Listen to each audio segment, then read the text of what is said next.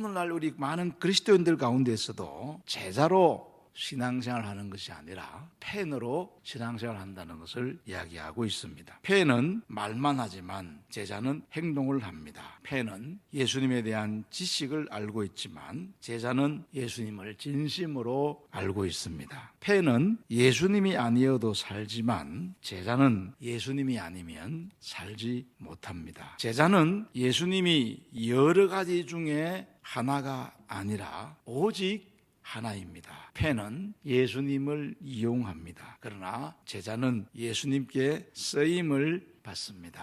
그런데 중요한 것은 예수님께서 우리를 부르실 때에 팬으로 부르신 것이 아니라 제자로 불렀다는 것을 꼭 기억해야 될 것입니다. 이렇게 예수님의 제자로 살아가는 사람들에게 가장 중요한 것이 무엇일까? 예수님께서 이 땅에 오신 목적이 뭘까? 예수님께서 이 땅에 오신 목적을 가장 잘 표현하고 있는 구절이 오늘 읽은 성경 말씀입니다. 여기에 보니까 인자라는 말은 예수님께서 자기를 낮추어서 하신 표현입니다. 그래서 인자가 온 것은 섬김을 받으려 함이 아니라 도리어 섬기려 하고 자기 목숨을 많은 사람들의 대속물로 주려 합니다. 예수님께서 이렇게 우리를 섬기기 위하여 오셨다는 것은 예수님의 탄생에서도 우리가 발견할 수가 있습니다. 예수님이 이 땅에 오실 때에 하나님의 아들이지만은 사람의 몸으로 오셨습니다. 우리는 이것을 성육신이라 그렇게 말씀합니다. 그것뿐만 아니라 가장 낮은 자의 한 무명의 가정에 태어날 때도 말구육관에서 태어나신 것은 예수님께서 섬기기 위하여 오셨다는 것을 잘 보여주고 있는 것입니다. 그래서 이 성탄절의 정신은 바로 섬김이라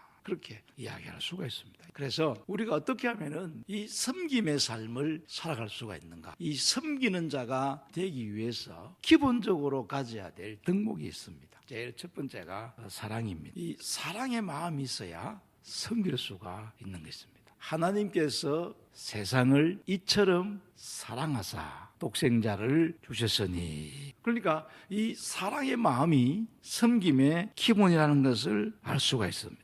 그런데 사랑은 많이 받은 사람이 다른 사람을 사랑할 수가 있습니다. 그래서 우리가 하나님의 은혜를 풍성히 경험해야 그 은혜의 깊이만큼 사랑은 깊어지는. 그래서 나에게 이 사랑의 마음을 달라고 기도해야 될 것입니다. 우리는 하나님을 사랑함으로 하나님을 섬깁니다. 교회를 사랑함으로 교회를 섬깁니다.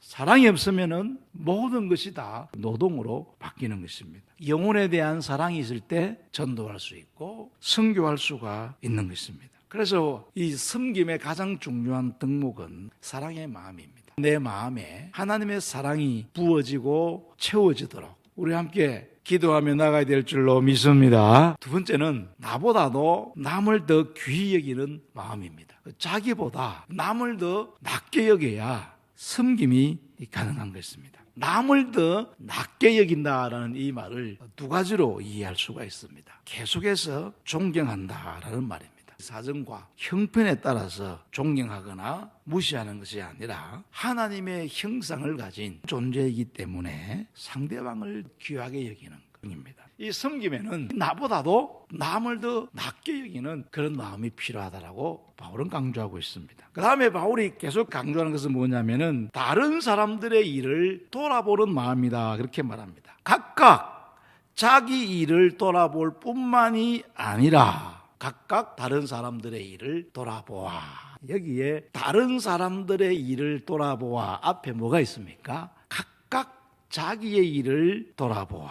무슨 말이겠습니까? 남의 일을 돌아본다고. 자기가 당연히 해야 될 일을 하지 않는 분들이 참 많습니다. 남을 위한 봉사도 중요하지만은 자기의 일에도 최선을 다해야 합니다. 교회 일에 열심히 하다 보니까 가정의 일을 소홀히 하는 그런 경우도 있습니다. 또 이웃 봉사를 너무너무 좋아하는 사람들은 이웃에게 봉사하면서 집에 가면은 소홀히 하는 것입니다. 우리 성도들은 어느 것 하나 소홀히 할 수 없는, 교회도 중요하고 직장도 중요하고 교회도 중요하고 사업도 중요하고. 그래서 오늘 말씀해 보니까 각각 자기 일을 돌아볼 분들은 또한 다른 사람도 살필 줄 알아야 한다는 것입니다. 성도들의 눈은 항상 세상과 이웃을 향하여 열려 있어야 한다라는 그런 의미입니다. 지금은요, 섬김형 인간이 존경받고 사랑받는 시대에 살고 있습니다. 오늘 본 말씀에 보면은 섬김에는 반드시 희생이 동반되어야 됨을 강조하고 있습니다. 예수님께서 우리를 섬기기 위해서 가장 핵심적인 것이 무엇입니까? 오늘 말씀에 대속이라는 단어입니다. 우리를 섬기기 위해서 대속물이 되기 위하여 오셨다라는 것입니다.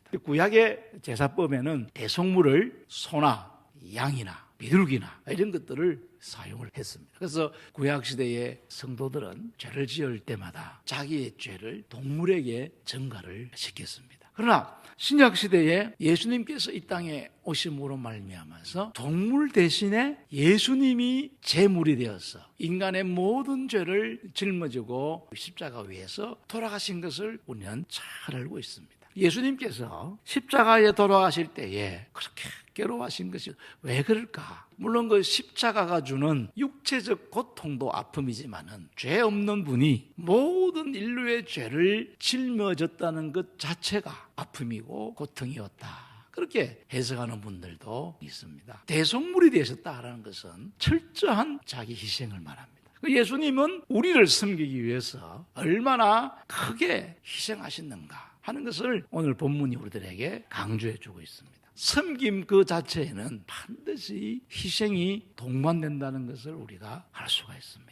자기보다 더 못한 사람을 나보다도 더 아껴 여기려고 그러면 희생이 동반되지요. 각각 자기 일을 돌아보면 끝인데 다른 사람들의 일을 돌아보려고 해보세요. 희생이지요. 직장일도 바쁜데 사업도 바쁜데 그중에서 시간을 내어가지고 하나님의 나라와 교회를 위해서 헌신하려고 하면 희생이지요. 돈도 마찬가지 아닙니까? 특별히 지금 이 세상에서 돈이 힘이고 권력입니다. 그 귀한 돈을 하나님의 나라와 의를 위해서 바친다는 것, 그거는 희생이 따르지 아니하면 불가능한 일. 그래서 섬긴다는 그 단어 속에는 희생이 반드시 동반되어져 있습니다. 이 희생을 거부하면 섬김이 있을 수가 없는 것입니다. 그러나 예수님은 결코 우리의 희생을 그냥 희생으로만 끝나게 하지 않습니다. 성경은 하나님은 우리들의 희생에 대하여 반드시 보상하시는 분으로도 소개하고 있습니다. 그래서 우리 섬김에는 희생이 동반되어져 있음을 꼭 기억해야 될 것이며, 우리 성도들은 이 섬김의 삶을 위해서 희생을 삶의 한 부분으로 생각하고 희생이 곧